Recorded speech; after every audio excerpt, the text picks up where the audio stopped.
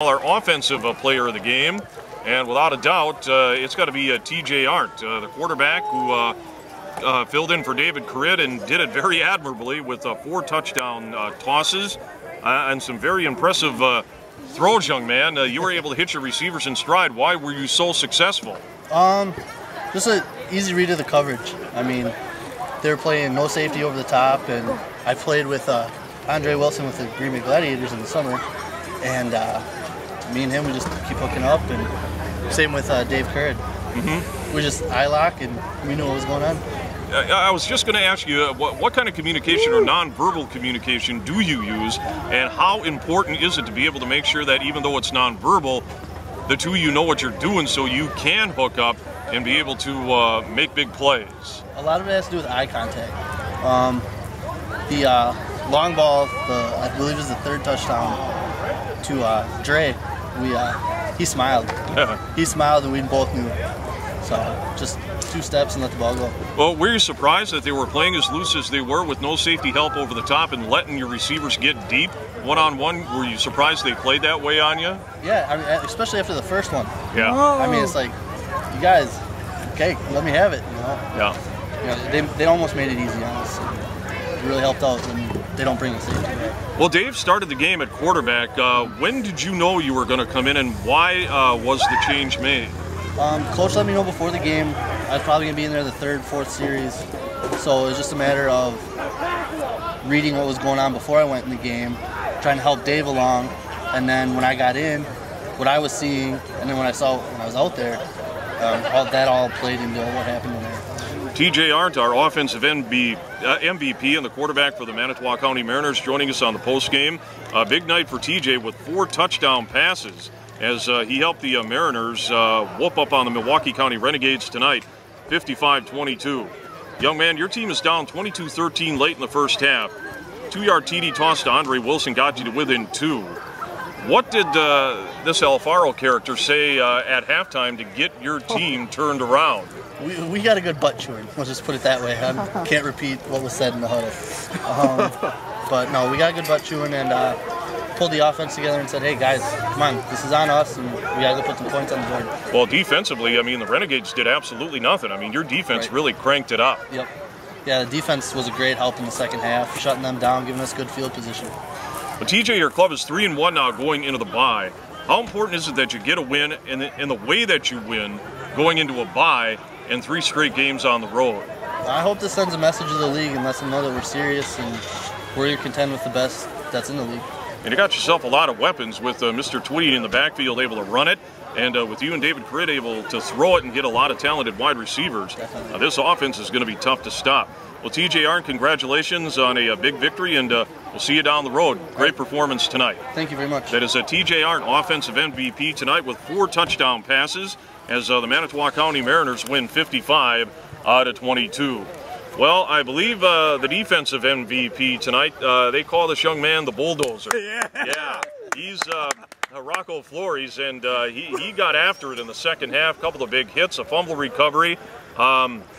What words did you take to heart that Mr. Alfaro said in the second half to get you cranked up and ready to play? Just dedication, man. Just out there and play hard, pretty much. Just play hard.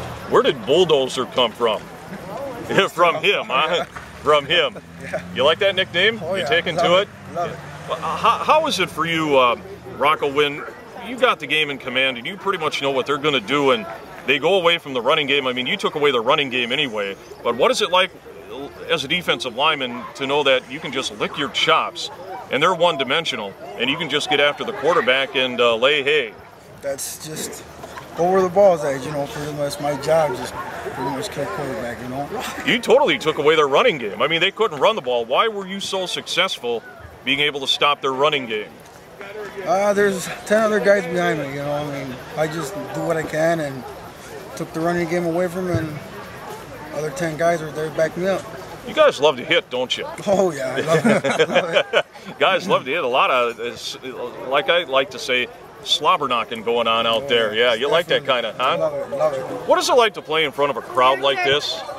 Oh, it's just fantastic. I got my family here. It's just great.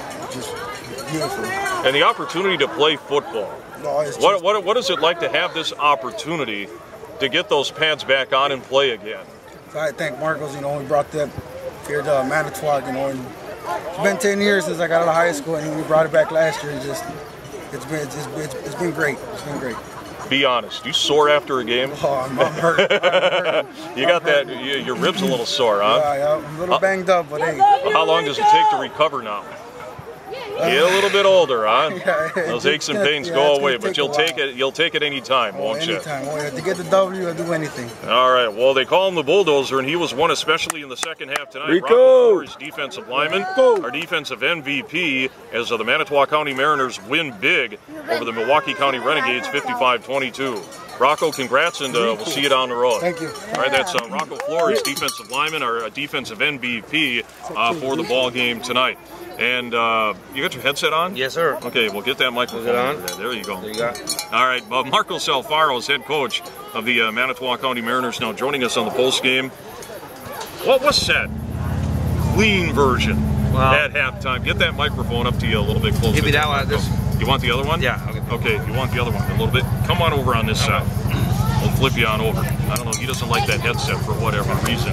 But anyway, just so much Marcos Alfaro, head coach of the Manitowoc County Mariners. What did you tell your team to really get the ship turned around in the second half? Well, I just felt that in the first half we came out, even in pregame warmups, we're a little flat. And I think, you know, a lot of times, no matter what level of football you play, your players tend to forget what we're out here for. And I just thought that at halftime, when I told them, I reminded them, okay, the hard work that has been put forth for them to be able to play this beautiful game that we all love. And that's pretty much, you know, I wasn't as nice as I am now, but that's pretty much what I told them. I reminded them why they're out here, why they put the pads on, and because it was just, execution was terrible. I mean, they came out a little flat, and they just had to, I guess, get a reminder as to what our job is and what we're supposed to be doing. Well, in the second half, your team certainly got it going. I mean, the Renegades did nothing in the second half. I think they ended up with less than 50 yards of net offense in the second half.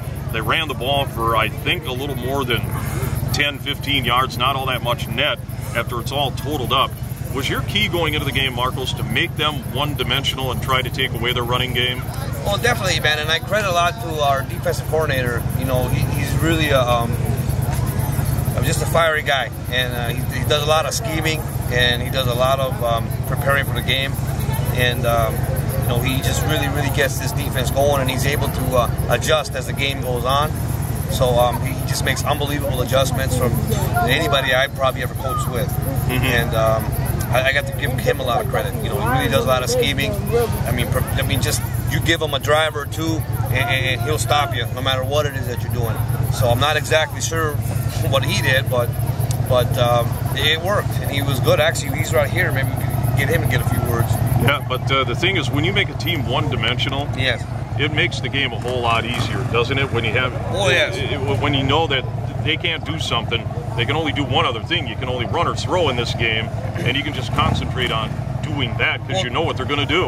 Yes, definitely, and that helps like people that we have, like Ricardo Flores, the Bulldozer. You know, that kind of makes him play to what he's at, what he's good at, plays to his strength. So when we shut down like that, it really opens it up for guys like that. You know, they're forced to pass. Well, you can unleash guys, you know, pretty much unleash the dogs, and that's what we did.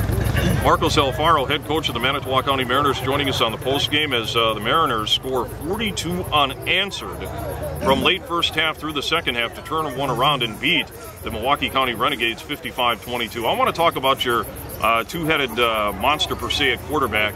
You got two good ones with TJ Arndt and David Carid. How important is it that you can have one of two guys you know that if you put them back there, Marcos, they can do the job? Well, it's indeed a luxury that I've really never had as long as I've been coaching, to have two guys that, you know, not only can get the job done, but can understand the offense. You can get a good quarterback with legs or a good quarterback that's got a good arm, and I feel we got both. And not only do we have that, we have the mentality behind that. They know the offense, they know what we try to do, they're picking up what the defense does. So it's really like having two other offensive coordinators out there with me. You know, like TJ said before, I told him before the game he was going to go in probably third, fourth series. and I was with him, you know, just kind of looking to see what they were doing, so that when he goes in there, he understands he joined the team late. So I want him to see what we're doing and how